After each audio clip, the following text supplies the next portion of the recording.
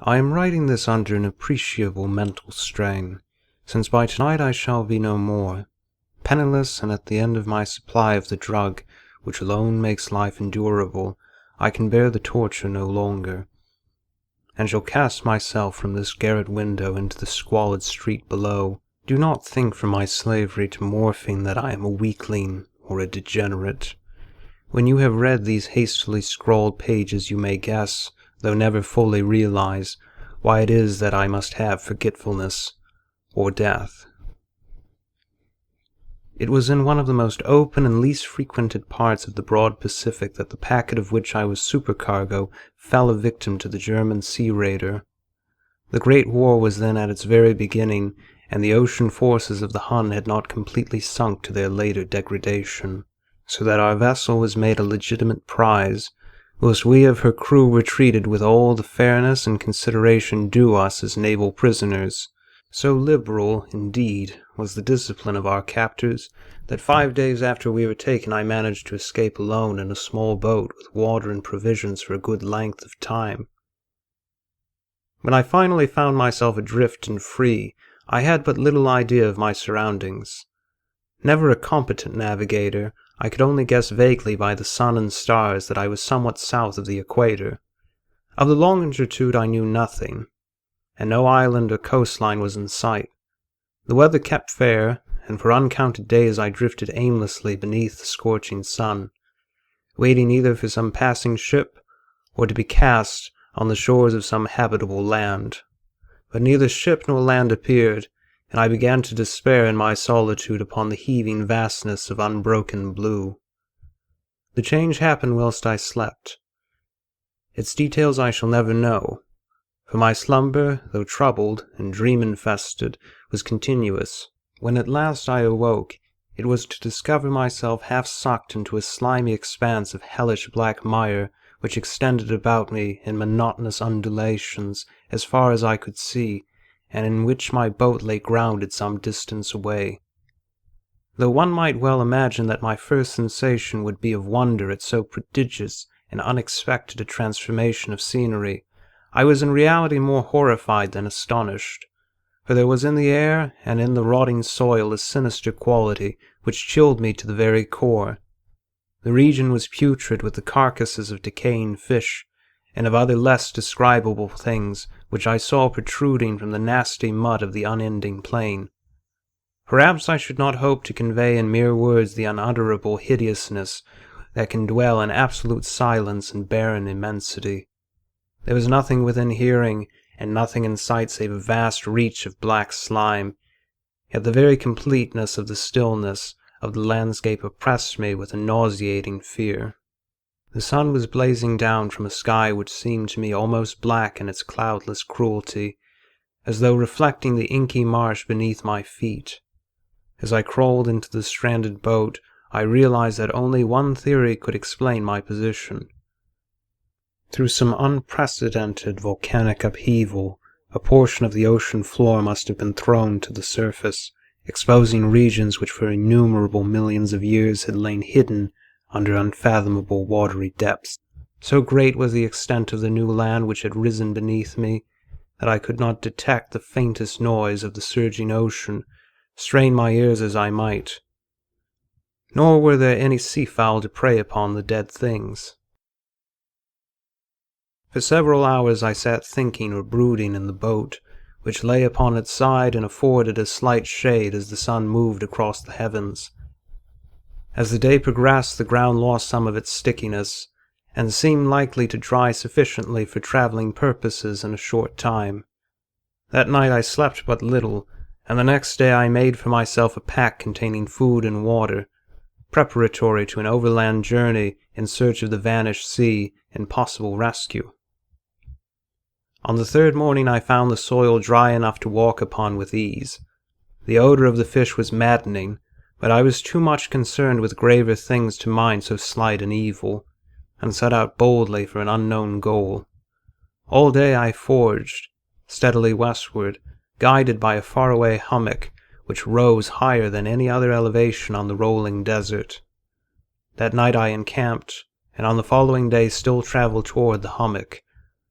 though that object seemed scarcely nearer than when I had first espied it. By the fourth evening I attained the base of the mound, which turned out to be much higher than it had appeared from a distance, an intervening valley setting it out in sharper relief from the general surface. Too weary to ascend, I slept in the shadow of the hill. I know not why my dreams were so wild that night, but ere the waning and fantastically gibbous moon had risen far above the eastern plain, I was awake in a cold perspiration, determined to sleep no more. Such visions as I had experienced were too much for me to endure again, and in the glow of the moon I saw how unwise I had been to travel by day. Without the glare of the parching sun, my journey would have cost me less energy. Indeed, I now felt quite able to perform the ascent which had deterred me at sunset. Picking up my pack, I started for the crest of the eminence.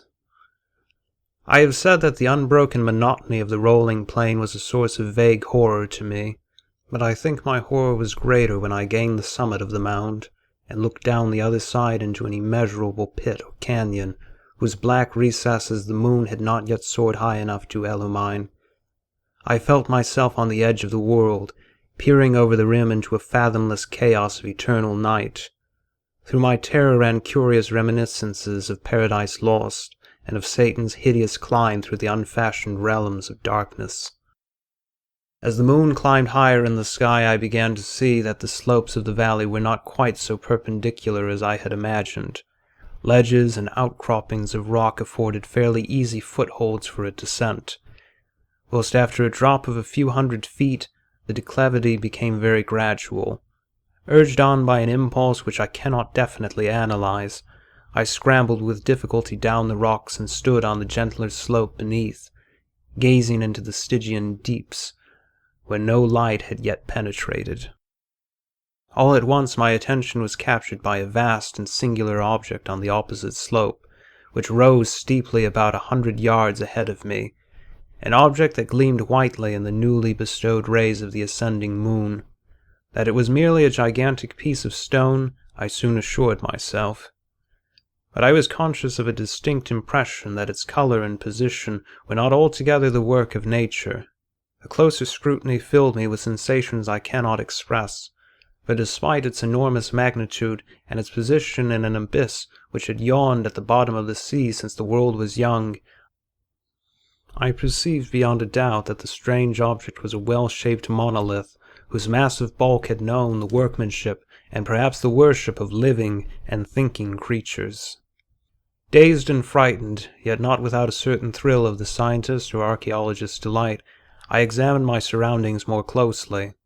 The moon, now near the zenith, shone weirdly and vividly above the towering steeps that hemmed in the chasm and revealed the fact that a far-flung body of water flowed at the bottom, winding out of sight in both directions and almost lapping my feet as I stood on the slope. Across the chasm the wavelets washed the base of the cyclopean monolith, on whose surface I could now trace both inscriptions and crude sculptures. The writing was in a system of hieroglyphics unknown to me, and unlike anything I had ever seen in books, consisting for the most part of conventionalized aquatic symbols such as fishes, eels, octopi, crustaceans, mollusks, whales, and the like. Several characters obviously represented marine things which are unknown to the modern world, but whose decomposing forms I had observed on the ocean-risen plain. It was the pictorial carving, however, that did most to hold me spellbound. Plainly visible across the intervening water on account of their enormous size were an array of bas-reliefs whose subjects would have excited the envy of a Doré. I think that these things were supposed to depict men, at least a certain sort of men, though the creatures were shown disporting like fishes in the waters of some marine grotto, or paying homage at some monolithic shrine which appeared to be under the waves as well. Of their faces and forms I dare not speak in detail, for the mere remembrance makes me grow faint. Grotesque beyond the imagination of a Poe or a Bulwer, they were damnably human in general outline despite webbed hands and feet, shockingly wide and flabby lips, glassy, bulging eyes, and other features less pleasant to recall. Curiously enough, they seem to have been chiseled badly out of proportion with their scenic background, for one of the creatures was shown in the act of killing a whale, represented as but a little larger than himself. I remarked, as I say, their grotesqueness and strange size, but in a moment decided that they were merely the imaginary gods of some primitive fishing or seafaring tribe, some tribe whose last descendant had perished eras before the first ancestor of the Piltdown or Neanderthal man was born. Awe-struck at this unexpected glimpse into a past beyond the conception of the most daring anthropologist, I stood musing whilst the moon cast queer reflections on the silent channel before me. Then suddenly I saw it, with only a slight churning to mark its rise to the surface. The thing slid into view above the dark waters, vast, Polyphemus-like, and loathsome. It darted like a stupendous monster of nightmares to the monolith, about which it flung its gigantic scaly arms, the while it bowed its hideous head and gave vent to certain measured sounds. I think I went mad then. Of my frantic ascent of the slope and cliff, and of my delirious journey back to the stranded boat, I remember little. I believe I sang a great deal, and laughed oddly, when I was unable to sing. I have indistinct recollections of a great storm some time after I reached the boat. At any rate, I know that I heard peals of thunder and other tones which nature utters only in her wildest moods. When I came out of the shadows, I was in a San Francisco hospital, brought thither by the captain of the American ship which had picked up my boat in mid-ocean. In my delirium I had said much, but found that my words had been given scant attention. Of any land upheaval in the Pacific, my rescuers knew nothing, nor did I deem it necessary to insist upon a thing which I knew they could not believe.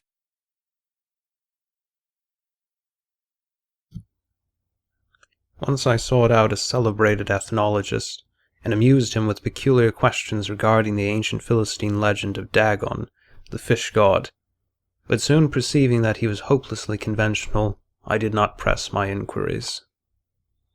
It is at night, especially when the moon is gibbous and waning, that I see the thing.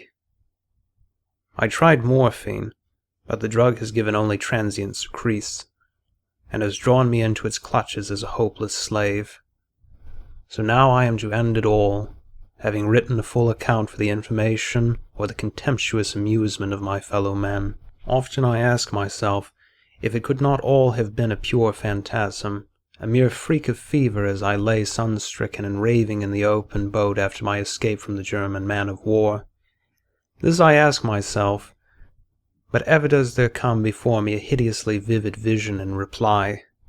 I cannot think of the deep sea without shuddering at the nameless things that may be at this very moment crawling and floundering on its slimy bed, worshipping their ancient stone idols and carving their own detestable likenesses on submarine obelisks of water-soaked granite. I dream of a day when they may rise above the billows to drag down in their reeking talons the remnants of puny, war-exhausted mankind, of a day when the land shall sink and the dark ocean floor shall ascend amidst universal pandemonium. The end is near. I hear a noise at the door, as of some immense, slippery body lumbering against it. It shall not find me. God, that hand, the window, the window.